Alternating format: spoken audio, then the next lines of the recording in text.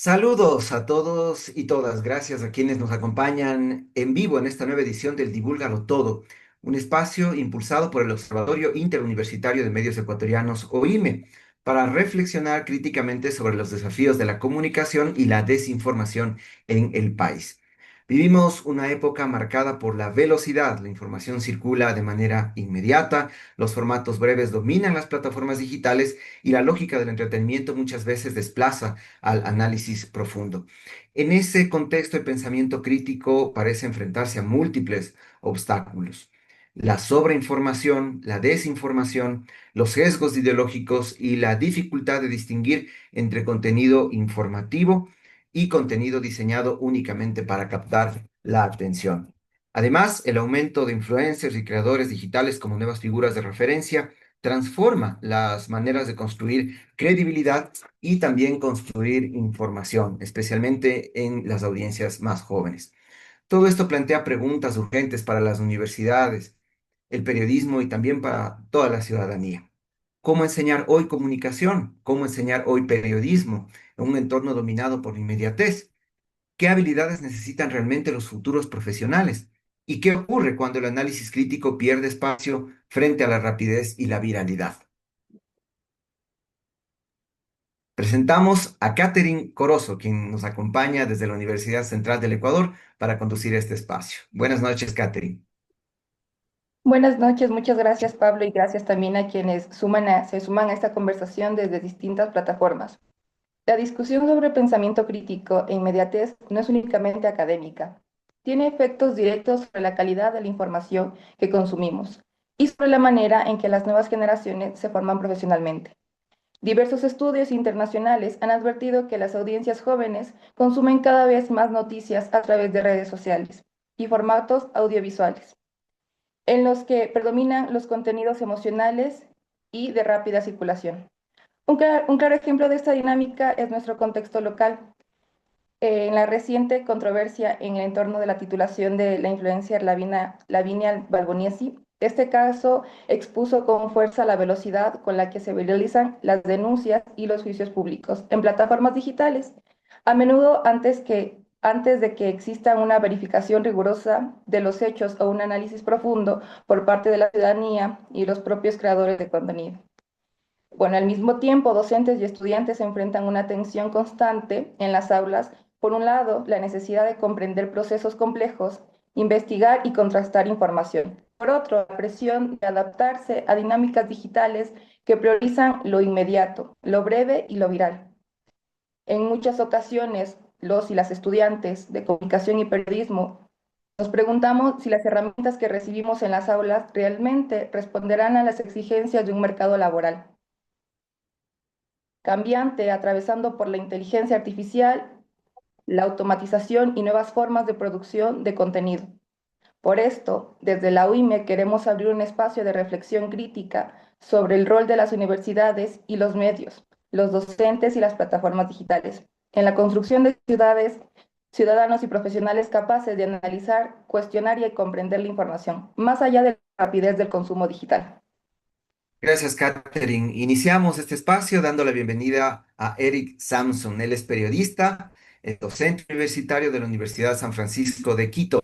A lo largo de su trayectoria se ha especializado en periodismo narrativo, formación de comunicadores y análisis crítico de medios. Eric, buenas noches, un abrazo y empecemos planteándote esta pregunta. Desde esa experiencia como docente, desde esa experiencia como periodista, ¿cómo ha cambiado la relación de los estudiantes con la lectura, con la investigación y el análisis crítico en un contexto dominado por contenidos rápidos y plataformas digitales? Hola Pablo, y hola a todos. Bueno, ya es una pelea constante, ¿no? En las clases estamos cada vez con más tecnología, en particular la inteligencia artificial, pero estamos a veces obligados de hacerles escribir a mano para estar seguro de que lo que escriben viene de su mente y no ha sido corregido por la IA para saber cuál es su nivel real. Entonces sí, ¿no? Eso es algo eh, que no nos pasa cada día en las clases. Pero quisiera empezar sobre los términos de la pregunta que nos convoca acá. Y no estoy seguro que los conceptos tienen necesariamente que oponerse. en el sentido de que a mí me recuerda el diario vivir de los periodistas, porque al final no siempre hacemos investigaciones profundas, también hacemos coberturas, digamos, más normales. Ahora, yo sé que hay todo un debate de saber si un periodista puede llamarse de investigación cuando se supone que todos los periodistas hacemos investigaciones, pero creo que ya se hace una diferencia entre las investigaciones de largo plazo, el periodismo de datos, versus lo que se hace a nivel diario. Pero yo no pondría los dos conceptos. Yo soy corresponsal de Radio Francia Internacional, de otros medios, y de vez en cuando yo tengo que reaccionar a la hard news, la actualidad, de manera inmediata, porque ocurre algo y tengo que cubrir de aquí a una hora, me van a llamar los medios, etcétera. Entonces ese es un momento en el cual yo tengo que reaccionar con inmediatez versus otros formatos que me dejan más tiempo para pensarlo, hacer más periodismo de investigación, de reflexión crítica, como, por ejemplo, ahorita estoy terminando un gran reportaje de 20 minutos sobre minería ilegal. Eso es un trabajo de varias semanas, en el cual yo tengo más tiempo para trabajar eso. Entonces, yo creo que los dos son parte de nuestra vida profesional. Ahora, ¿cómo tratar de hacer mejor esa parte inmediata cuando cae un hard news? Yo creo que todo depende, obviamente, de la cultura general y de la formación del profesional.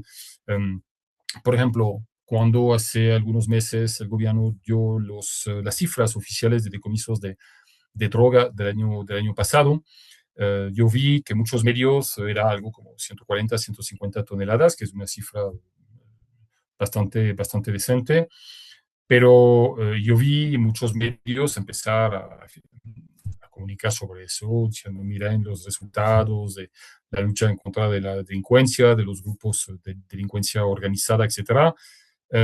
Pero ahí es donde la inmediatez tiene que conjugarse con un mínimo de conocimiento de las fuentes de los bits que tú cubres. Por ejemplo, ocurre que en todos los años anteriores Ecuador ha decomisado mucho más droga, perdón.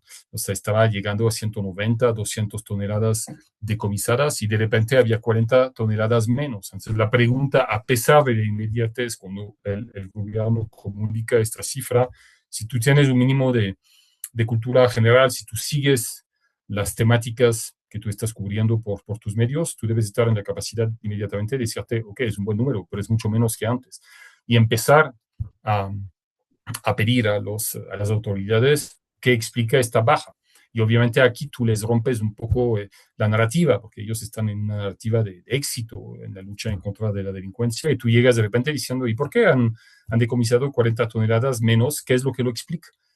Que es, entre Sí, paréntesis, quizás una de las razones por las cuales el gobierno está tan escueto, es tan difícil tener entrevistas con el gobierno, quizás porque no les gustaría reaccionar a eso. Entonces, para terminar, yo creo que la inmediatez no implica un mínimo de reflexión crítica si tú tienes formación previa versus la investigación. Entonces, yo creo que todos vivimos esos momentos en los cuales tenemos que reaccionar así al segundo o muy rápidamente, y otros momentos en los cuales tenemos el tiempo de hacer más periodismo de investigación, que es lo que obviamente tenemos que promover en el país, porque no creo que nos queden más de 10 a 15 periodistas de investigación en Ecuador por todo lo que vivimos, y esto es trágico. Pero yo diría, no pongamos esos dos términos.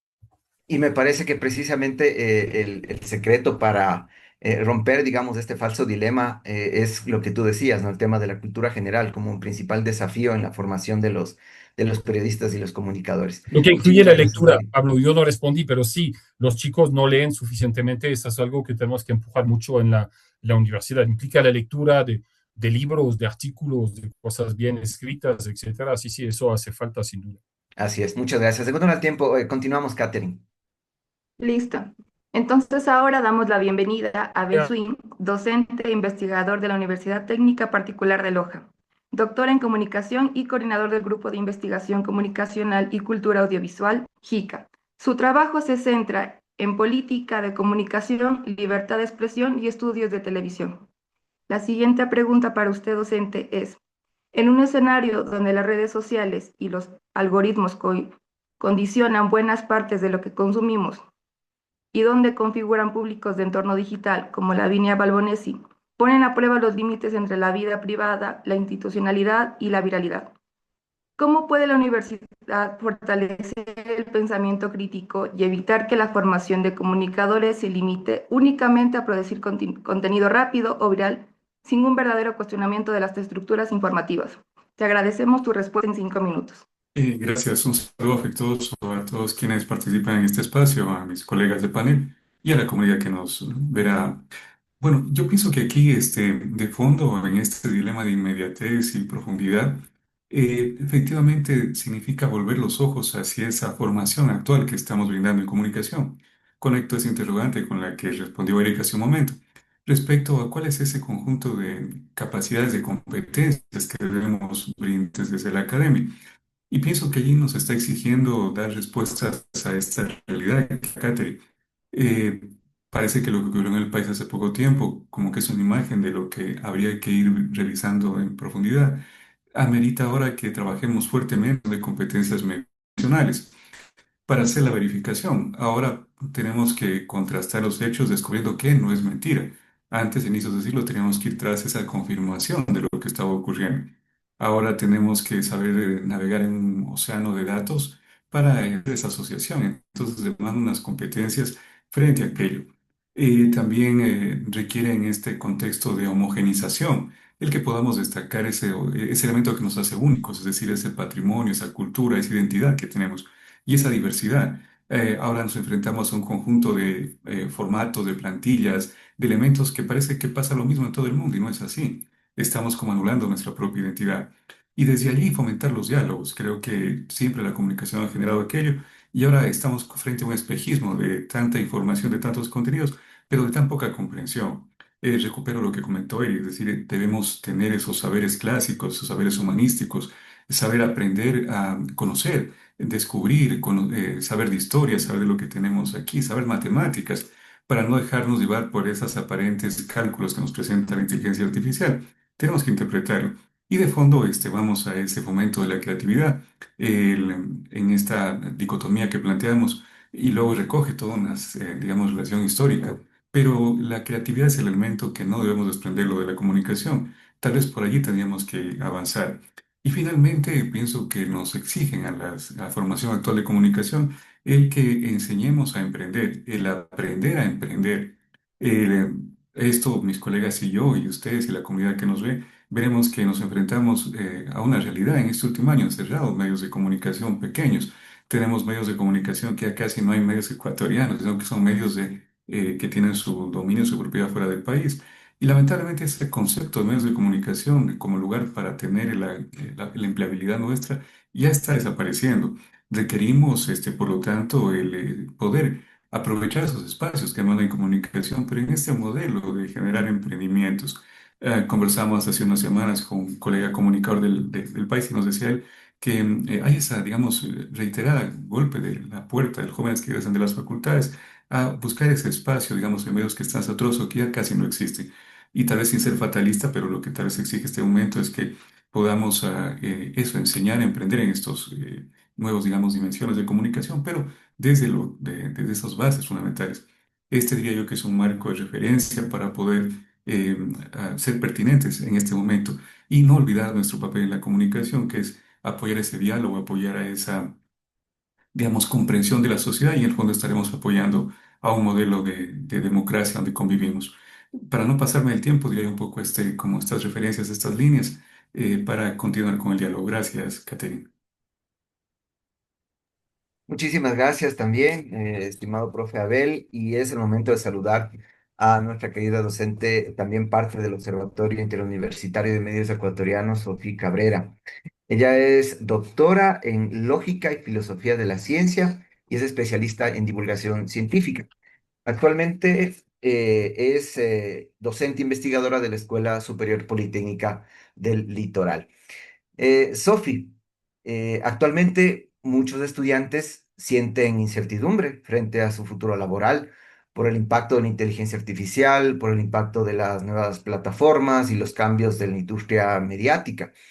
Desde tu perspectiva, ¿qué competencias deberían priorizar hoy las universidades para formar profesionales capaces de adaptarse sin perder rigor ético y tampoco pensamiento crítico? Te agradecemos también tu respuesta.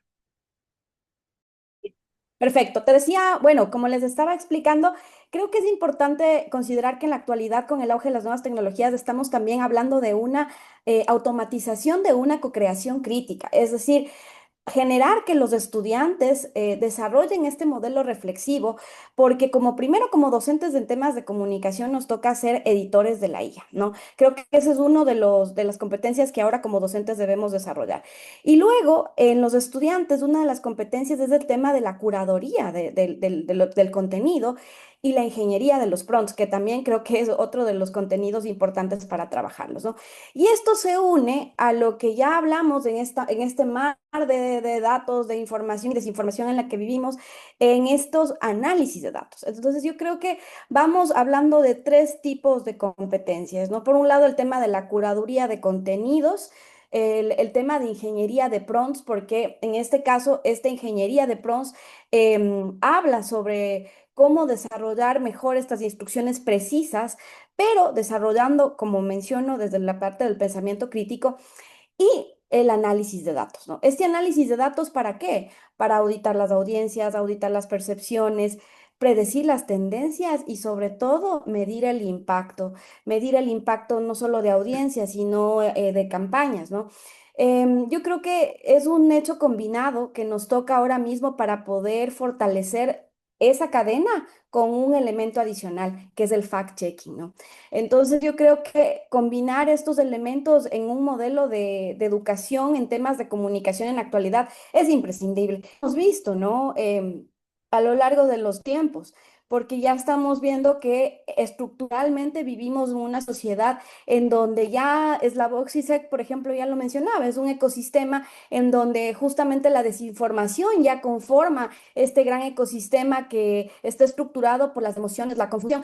Y lo mismo ya lo dijo en su momento Matías Ponce y Omar Rincón al momento de hablar de la fakeacracia, ¿no? Como esta estructura de gobernanza. Entonces, en ese ecosistema, ¿no? Las mejores competencias que podemos desarrollar con los estudiantes son el análisis de datos, unidos con el tema de la ingeniería de prompts, la curaduría de contenidos, y estos tres anclados con un modelo de fact-checking constante. Muchísimas gracias, Sofi. Nos han quedado claras esas competencias y confiamos que, en efecto, todos quienes estamos en el mundo de la formación a comunicadores y periodistas, pues podamos ir fortaleciendo estas competencias. Adelante, Catherine. Bueno, entonces continuamos y saludamos al docente Santiago Aguilar, investigador de la Universidad Central del Ecuador. Su trabajo se enfoca en teoría del periodismo, comunicación política y cultura mediática, con investigaciones sobre discurso mediático, comunicación digital y pensamiento crítico en América Latina. Para el querido docente Santiago le tenemos la siguiente pregunta. En las aulas universitarias conviven estudiantes acostumbrados a consumir información en pocos segundos y docentes que buscan promover procesos más pausados de análisis y reflexión. ¿Cómo equilibrar la necesidad de adaptarse a las dinámicas digitales sin sacrificar la profundidad y el pensamiento crítico en la formación académica? Te agradecemos 5 minutos de intervención. Bueno, muchas gracias, Katy. Buenos días con todos. Buenas noches con todas, con todos. Eh, bueno, miren, yo creo que ahí hay que hacer algunas reflexiones en torno incluso a los propios conceptos sobre los que se ha asentado esta profesión, ¿cierto? Yo creo que estoy de acuerdo con Eric cuando decía, aquí no debería existir esa dicotomía, ¿no es cierto? De esa contraposición entre inmediatez y profundidad.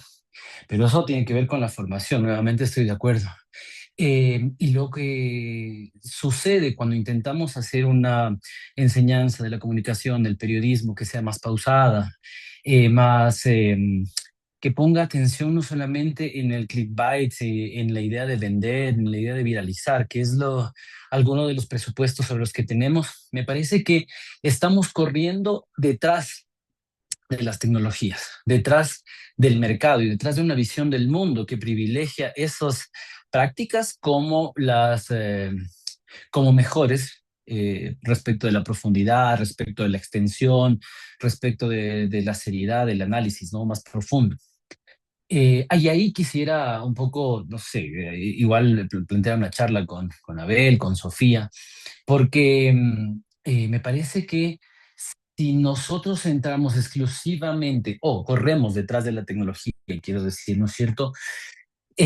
Proponiendo, por ejemplo, que pensemos en emprendimientos, que pensemos en ingeniería de prompts, que no está mal, eso es lo que hay que hacer.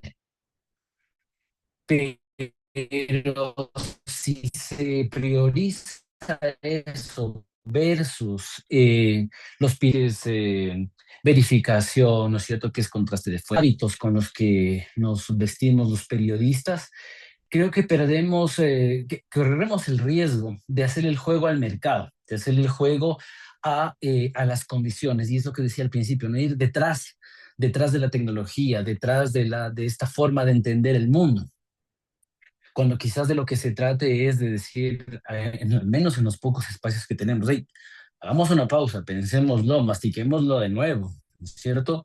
Es un poco la posibilidad cierta de volver a esas características que teníamos los periodistas, que tienen los periodistas de la vieja escuela, ¿no es cierto? Es como que para sostenerla, para soportarla, para contradecirla, o para darle la vuelta finalmente. Nosotros no tenemos mucho eso. Y ya te digo, mi generación de periodistas, la generación de los chicos que estamos formando, no tienen ese sustrato, ¿no?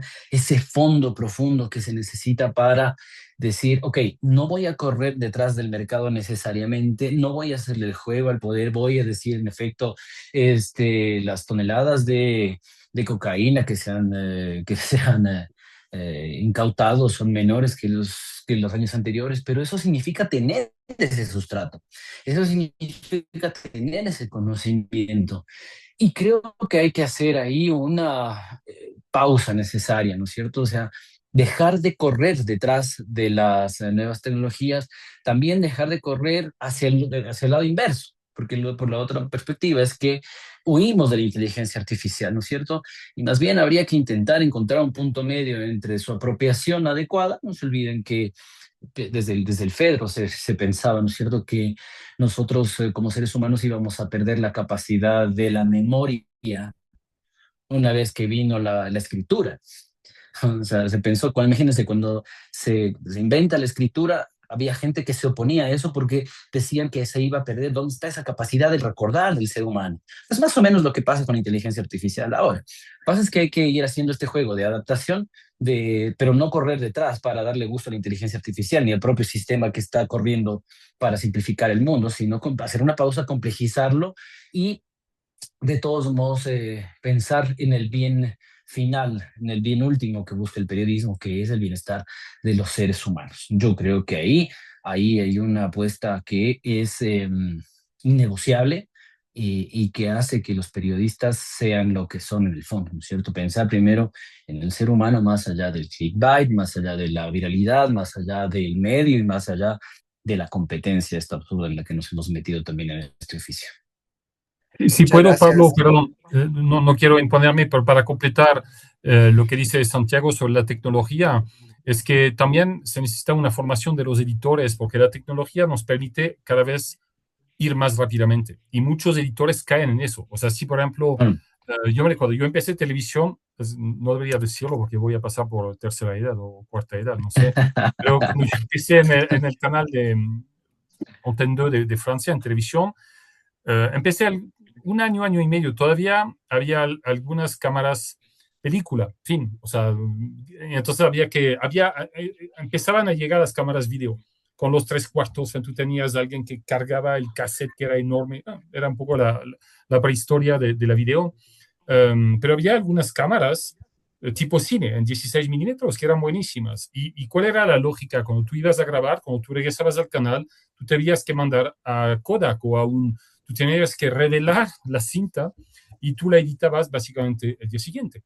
Entonces, hoy día la gente diría, pero, oye, ¿qué? Vamos a ver mañana lo que hemos grabado hoy, pero en ese entonces era normal. Pero ¿cuál era la ventaja de eso? Es que durante ese lapso de tiempo, de un día al otro, como empezábamos a editar, una vez que la película estaba revelada, Es que tú tenías tiempo de pasar algunas llamadas, tú tenías tiempo de buscar algunos datos y mira, me dijo tal cosa, tal fuente, pero será, no será.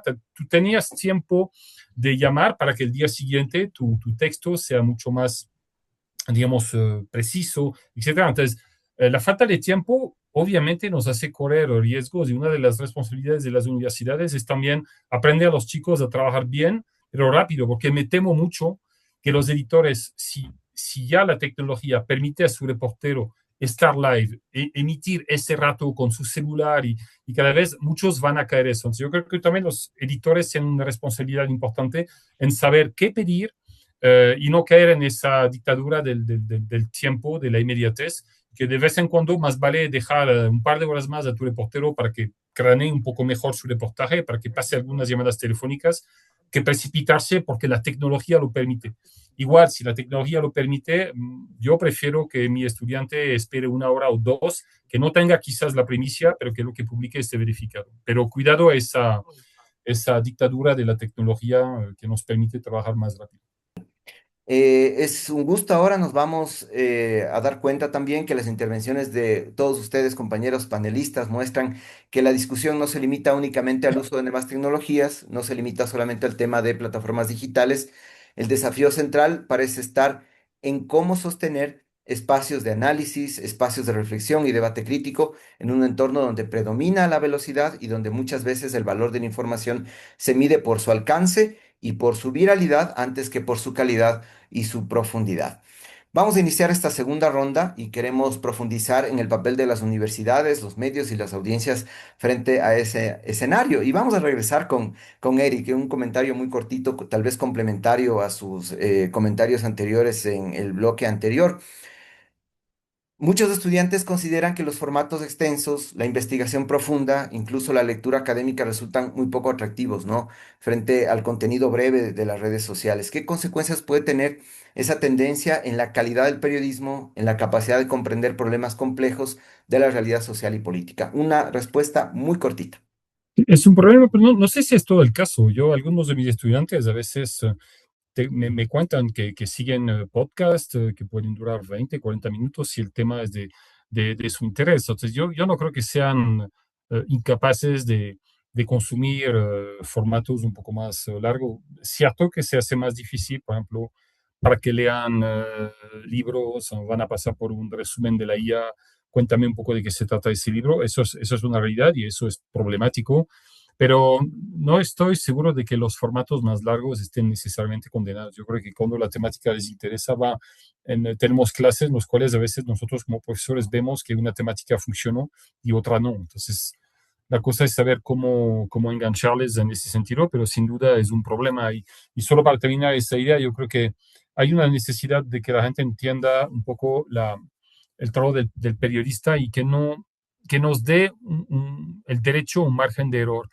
Se dice que el periodismo es el primer borrador, el primer eslabón de la historia, pero eso implica, como somos los primeros en el lugar y a veces por la inmediatez no tenemos tiempo para procesar todo, hay cosas que ignoramos y cometemos errores de buena fe. O sea, por ejemplo, estaba buscando ejemplo, um, cuando el expresidente Rafael Correa estuvo bloqueado con su guardia en el hospital de la policía, ese famoso día, ese 30S, yo estaba como todos los colegas allí cubriendo y cuando empezaron a disparar, cuando fueron a sacar el presidente, empezaron a disparar tal cual yo como los colegas estaba protegiéndome aquí en el piso, lo que sea, pero, por ejemplo, ¿quién empezó a disparar?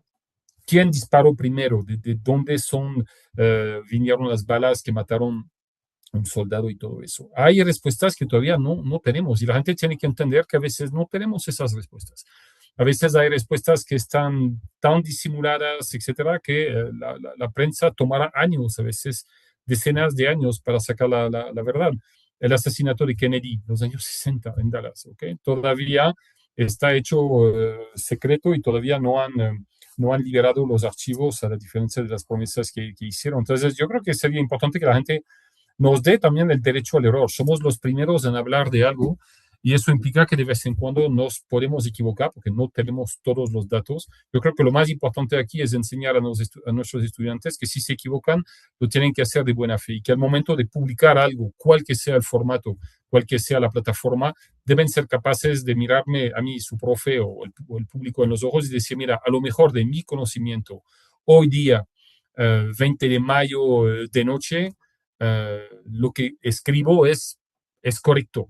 Si mañana o en 2 días o en 2 meses viene alguna prueba que desmiente lo que escribí, pues lo reconoceré, explicaré por qué me equivoqué, que yo no tenía ese dato. Pero yo creo que es importante que la gente entienda también cómo funciona el periodismo y que el error de buena fe hace parte de nuestro trabajo y no tienen que caernos encima cuando cometemos errores, pero que tienen que ser obviamente de buena fe, si no es desinformación.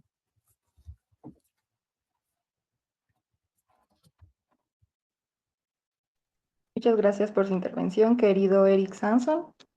A continuación vamos con el docente Abel Swin.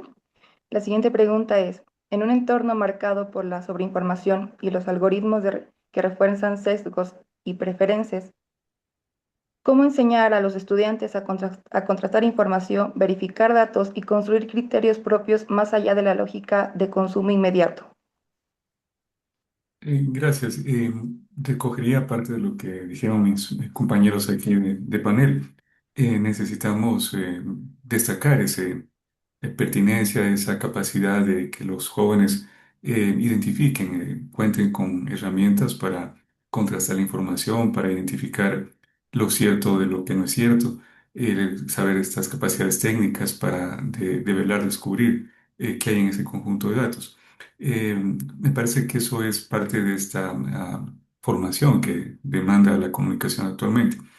Y en este diálogo que mantenemos en esta, digamos, dos posiciones de fomentar las capacidades críticas frente a esta inmediatez, ahí como que también nos exige destacar ese valor social de la comunicación, es decir, darle ese papel que tiene la comunicación para poder abonar a la sociedad.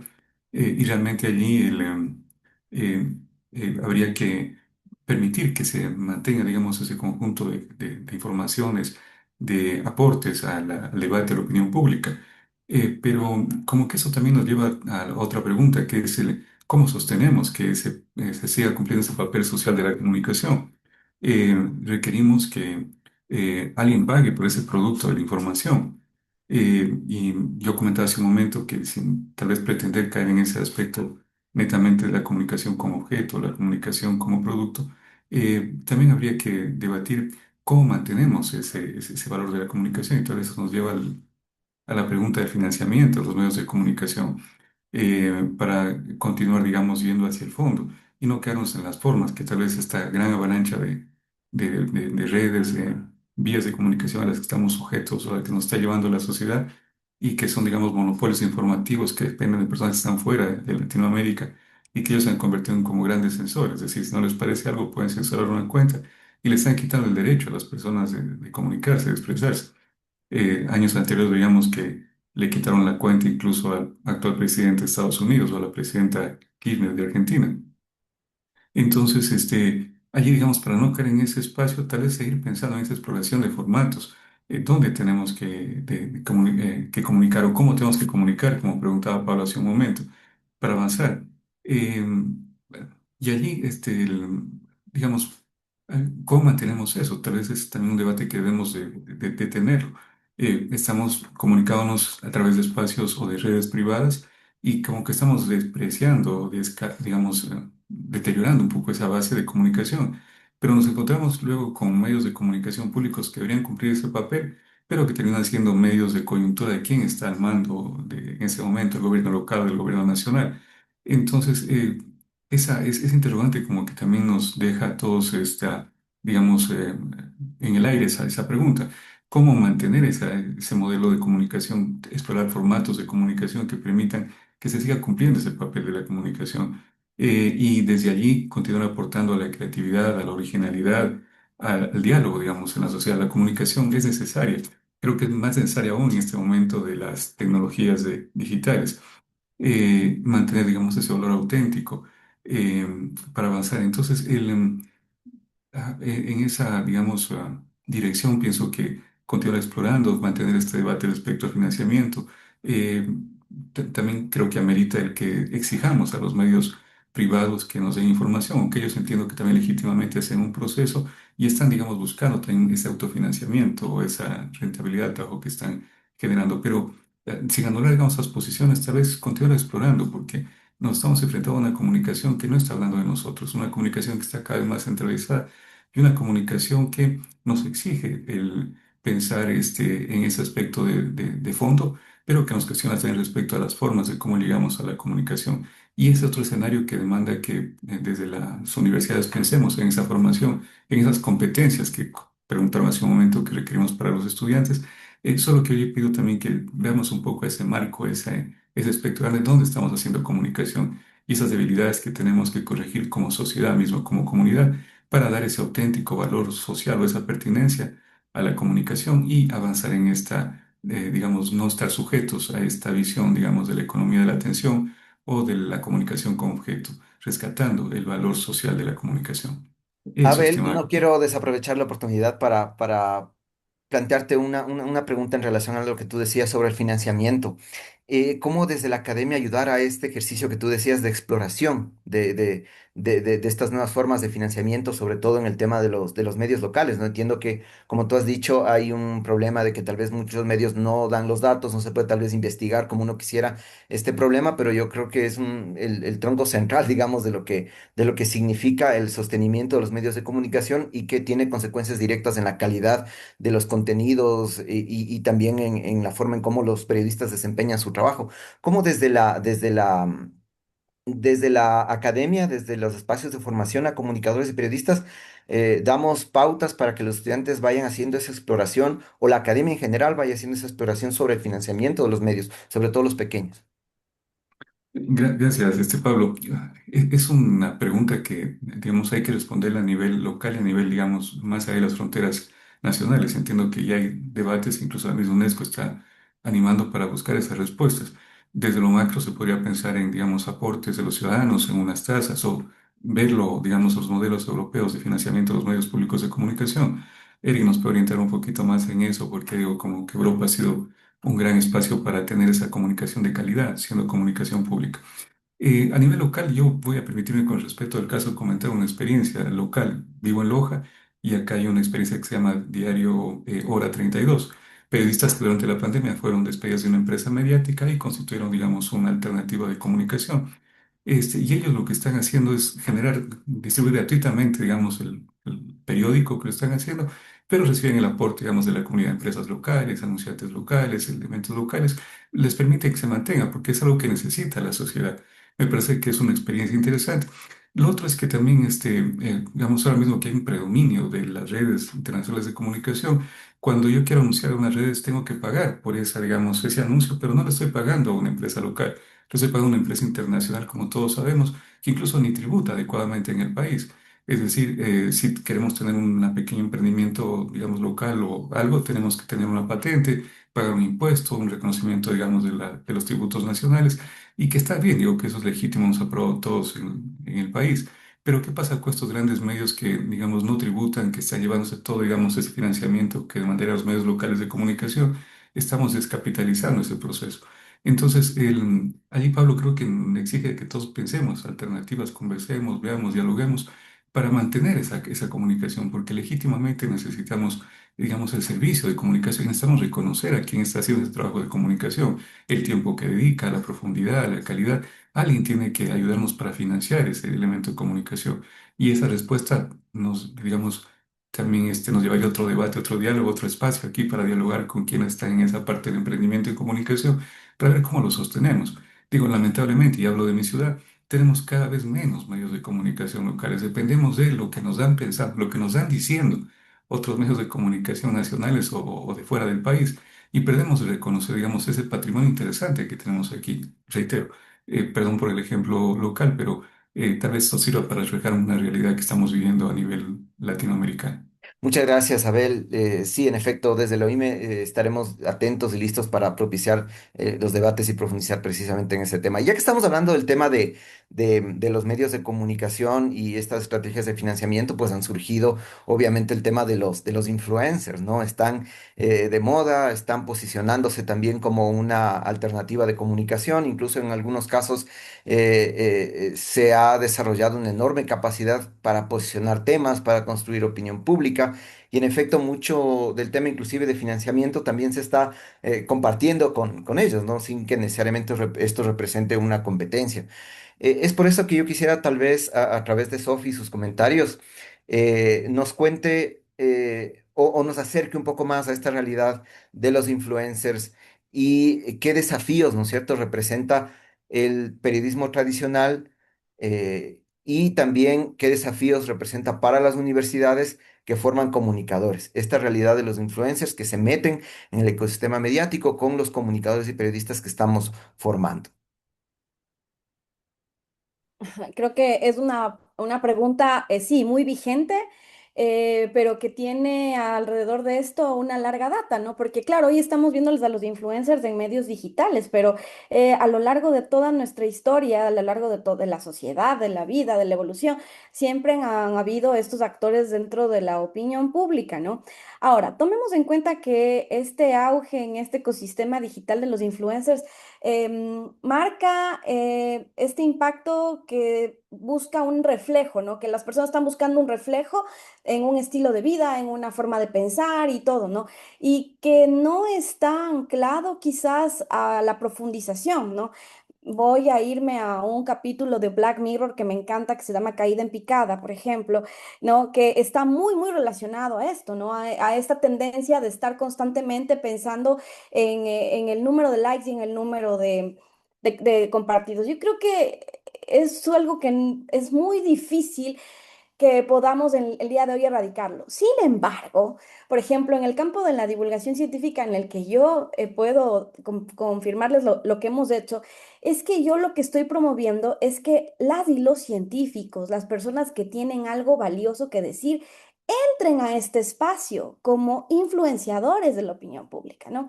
Entonces, a mí me ha servido muchísimo a lo largo de todos estos años y en los últimos 2 años he recorrido diferentes universidades tratando de evangelizar con este criterio, porque algo que les digo justamente a la comunidad académica y científica es de qué nos sirve que tu opinión, tu conocimiento sea brillante si nadie sabe quién eres, ¿no? Es así como como el meme, ¿no? El profesor está ahí colocando las ecuaciones más grandiosas en el pizarrón, pero luego llega un estudiante y le dice, el video de TikTok dice que tú no tienes la razón. Claro, porque el video de TikTok tiene 100.000 visualizaciones, ¿no? Entonces yo creo que en la actualidad, más bien, lo que debemos promover es que las personas que tenemos un conocimiento que compartirlo, que ese conocimiento ha sido validado, contrastado, verificado y todo, debemos de estar en este escenario de la opinión pública, debemos de estar influenciando estos nuevos modelos, porque luchar contra estos influencers que se conforman dentro de este ecosistema de la desinformación, que sí, lo decía Santi antes, debemos tomar esa pausa. Sí hay que tomar la pausa, pero al mismo tiempo hay que seguir avanzando a ver cómo seguimos contrarrestando, ¿no? Sí, la pausa para reflexionar, para evolucionar y para analizar y tomar como impulso y saber qué hacerlo. Entonces, desde mi perspectiva, lo que hay que trabajar es que las personas, los actores que pueden contrarrestar esta desinformación, por ejemplo, y todo lo que está en este espacio, deben estar en ese ecosistema, ¿no? Es algo que yo siempre les digo a los científicos, a las científicas cuando estamos trabajando en esto, y me dicen, pero ¿para qué quieres, Sofía, que yo esté en las redes sociales, ¿no? Entonces les digo, porque eres un actor clave de la opinión pública y yo necesito que me estés explicando qué es el hantavirus, por ejemplo, que lo tuvimos la semana pasada, que estaba hablándose mucho. Ahora viendo el fenómeno del niño, que ya estamos estamos con alerta amarilla. Deberíamos estar hablando oceanógrafos, especialistas en gestión de riesgo, todo esto para ver qué va a pasar con este fenómeno del niño. Entonces, yo creo que esa forma de contrarrestar este modelo de influencers que va a ser mucho más difícil en esta forma como erradicarlo es a la inversa, Pablito y colegas. Es decir, buscar que este otro tipo de actores que tienen un conocimiento validado, contrastado, verificado, estén en ese espacio, aprendan a comunicarlo con productos transmedia, que es lo que ahora necesitamos, ¿no es cierto? Es decir, adquieren esas competencias para saber comunicarlo, saber cómo perciben las audiencias de esos contenidos y saber cómo ese contenido puede llegar a través de las emociones y de alta calidad, sin que sea algo que sea muy alejado, ¿no? Lo vimos la semana pasada con el tema del hantavirus y que se replicó bastante y lo estamos viendo en estos días ya con la declaratoria de la alerta amarilla del fenómeno del niño. Muchas gracias, Sofi. Vamos a la parte final, Catherine. Sí, muchas gracias. Bueno, continuamos con justamente esto de que estamos en este auge de influencers. Entonces, la pregunta va más o menos para el licenciado Santiago Aguilar de, desde la experiencia de las aulas universitarias, ¿qué preocupaciones o tensiones expresan hoy los estudiantes respecto a su formación profesional y su futuro laboral en comunicación y periodismo? Es complicado, digamos, es complicado porque em, en efecto el escaneo que han hecho mis compañeros del panel es claro, no hay medios, tantos medios de comunicación, se están cerrando medios de comunicación y en los espacios de esos medios que todavía subsisten, se abren apenas una o dos plazas de trabajo anual. Y anualmente nosotros estamos graduando 50, 60, 80 periodistas solo en esta facultad, imagínense ustedes. Entonces, ¿cuánto personal hay para un mercado que es cada vez más reducido? Eso hace pensar a nuestros estudiantes que lo que queda es ser un influencer, ¿no es cierto? Y antes de meterme en esta parte un poco del influencer, que desde mi perspectiva, además pensando en esta autoexplotación a la que nos hemos visto abocados en este tiempo, creo que quisiera hacer solamente un par de puntualizaciones a propósito del financiamiento, que esto es el fondo de la discusión que tenemos, cómo subsistimos como periodistas, cómo subsistimos como medios, ¿no es cierto? Entonces, claro, yo creo que ahí hay dos cosas que yo había notado acá, que lo uno es que hay también una responsabilidad compartida, ¿no? ¿Cuántas veces nosotros vemos, o sea, como consumidores mismo, contenidos que nos interesan y aportamos? ¿Cuántas veces también... a, a- a- compramos en esta lógica de comprar conocimiento, ¿no es cierto? Aportamos a ciertas causas, a ciertas cosas. Me parece que ahí hay una beta, vamos a una beta de llamar a la responsabilidad de los ciudadanos para decir, oigan, también hay que aportar. Como ciudadano, yo quiero aportar, si no sé, pues si mi perspectiva de informaciones, BN, Periodismo, Wambra, por citar un par de medios alternativos comunitarios digitales, ¿no es cierto? Bueno, también es una responsabilidad nuestra aportar eso, ¿cierto? Es decir, no podemos decir, bueno, ¿cómo se van a sostener ellos allá afuera, lejos de nosotros? Hay una responsabilidad compartida, mayormente de nosotros que estamos en el campo. Luego, esa responsabilidad ciudadana creo que también se debe complementar con la responsabilidad gubernamental. Aquí hemos discutido someramente respecto del papel de los medios públicos y demás, pero es clave también destacar, hacerse una pregunta respecto de cuál es el financiamiento, a dónde está yendo el financiamiento de los gobiernos, del gobierno nacional, de los gobiernos locales, ¿no es cierto? A ver, lo ponía ahí en términos reales. Yo les voy tengo acá lo que dice la Relatoría Especial para la Libertad de Expresión de la ONU, ¿no es cierto? Y dice, los estados deben evitar la discriminación basada en puntos de vista políticos o gubernamentales en sus decisiones sobre la asignación de publicidad estatal. Las autoridades deben ser totalmente transparentes en cuanto a la cantidad, alcance, requisitos y criterios para la asignación de su publicidad. La propia relatoría habla de ampliar y diversificar la difusión de mensajes, generar información de interés público y además una cosa fundamental, contribuir al sostenimiento de los medios de comunicación. Es una obligación de los gobiernos locales y nacionales contribuir a la sostenibilidad de los medios de comunicación. Pero ahí hay que pensar, ¿a dónde se está yendo la mayoría de pauta de los gobiernos locales? ¿Qué medios están sosteniendo? ¿Qué otros siguen viviendo en esa precariedad de que te paguen con arroz, con azúcar, que vos mismo tengas que buscar pautaje para que tengas un espacio en las radios? O sea, me parece ahí que también hay una discusión. Y lo otro, para centrarnos en cuál es un poco el horizonte de nuestros estudiantes, lastimosamente es esta idea de ser influencer, ¿no es cierto? Ya no solo pensándolo como una figura cultural, sino pensémosla como un trabajador digital. Finalmente, las plataformas lo que están haciendo es hacer que la vida cotidiana, la atención de la vida cotidiana, de la atención misma, convertirla en una fuerza productiva, es decir, la propia subjetividad se convierte en mercancía y, y vemos nosotros en el scrolleo diario, ¿no? En este gesto de este tiempo, que miles de gentes producen contenido, pero muy pocos realmente están monetizando de manera sostenible.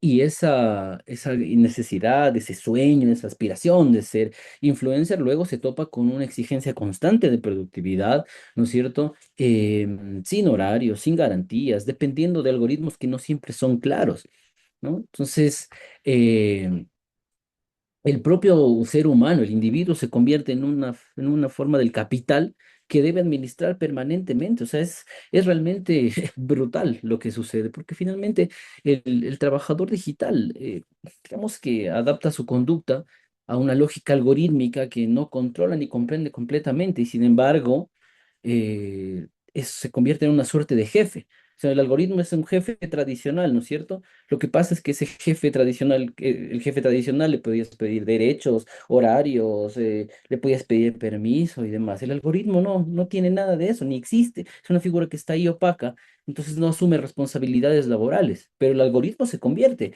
en ese jefe tradicional y por lo tanto lo que pasa en el fondo es que estamos viviendo una precarización emocional, psicológica, que no se ve en las personas que están trabajando como influencers y demás. Y esa es la parte que no ven nuestros chicos. O sea, lo que ven es los likes, los compartidos, la viralización, las risas, la simplificación de los contenidos complejos. Pero este otro problema que les digo, de que el algoritmo se les convierta en el jefe que no les va a cumplir ningún tipo de derechos, esa no la ven. Entonces es un escenario complejo porque ahí vivimos en una opacidad. La misma opacidad de la inteligencia artificial, que solo cierro con esto, ni es inteligencia ni es artificial. Santiago, bueno, no sé si están de acuerdo conmigo, compañeros, pero hemos encontrado otro punto interesante de formación sobre pensamiento crítico, que es efectivamente esto, ¿no es cierto? Las carreras de comunicación, de periodismo, deben efectivamente poner la luz sobre esta realidad que implica la comunicación digital, sobre el tema, por ejemplo, de las consecuencias de los algoritmos, etcétera. Y también nos hemos dado cuenta de otro asunto que está relacionado con estos retos en la formación y, digamos, en la formación de comunicadores, periodistas. Y me parece que el reto va mucho más allá de las aulas, ¿no? Porque en efecto se habla del rol del Estado, se habla de la vinculación con los medios de comunicación, se habla de investigación sobre cuál es la realidad de los medios, sobre la carencia de datos, etcétera. Entonces me parece que la academia debe fortalecer, digamos, este rol de formación, pero obviamente con lo que significan todas sus funciones sustantivas, ¿no? Particularmente el tema de la vinculación y de la investigación. En honor al tiempo, nosotros concluimos así la edición del Divúlgalo Todo. Agradecemos a nuestros panelistas por compartir sus reflexiones y análisis sobre los desafíos que enfrenta hoy la enseñanza de la comunicación y el periodismo en un contexto marcado por la inmediatez digital.